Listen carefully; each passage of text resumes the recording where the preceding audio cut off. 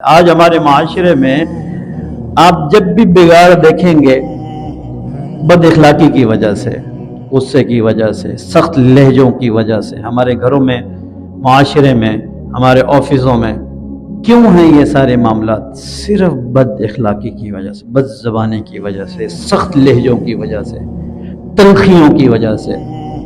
یاد رکھیے گا، نبی اکرم صلی اللہ علیہ وسلم نے فرمایا، جو انسان نرمی سے محروم رہا وہ ساری بھلائیوں سے محروم رہا۔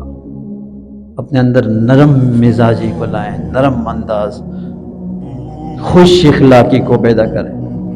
معاشرے میں دیکھیں، ہمارے گھروں کے معاملات آپ دیکھ لیں، آپ کے بھی خاندان میں ازواجی زندگیاں بہت سے ڈسٹرب چل رہی ہوں گی، ان کے اگر تہ تک پہنچیں گے، بات چھوٹی سی ہوگی، بیٹھ کر بات چیت کر کے نرمی سے اگر اس کو ختم کرنا چاہیں ختم ہو جاتی۔ صرف انا بنا کر، تکبر، غصہ، اس کی وجہ سے بات اتنی بگڑی، مار دھار، خاندانوں میں گالی گلوچ، یہاں تک کہ رشتہ توڑنے تک بھی بات آ جاتی ہے۔ وجہ کیا بنتی ہے؟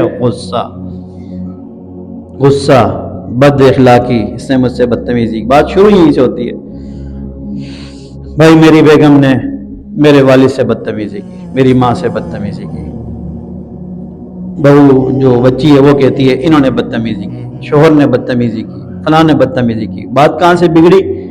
صرف زبان سے، بدتمیزی سے، غلط بات کرنے سے۔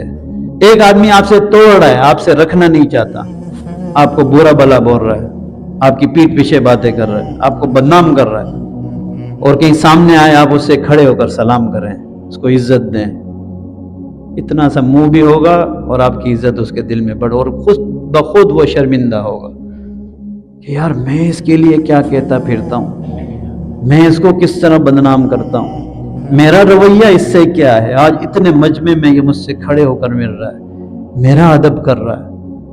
خود ہی وہ ایک حدیث کا چھوٹا سا جو ہے نا جملہ، سل من قطع، جوڑ لو اس سے جو تم سے توڑتا ہے، اتنا چھوٹا سا جملہ، آپ اس پر عمل کرنا شروع کریں گے، ہر بگڑی ہوئی بنتی چلی جائے گی، ہر بگڑی ہوئی، ہر دشمن دوست بن جائے گا۔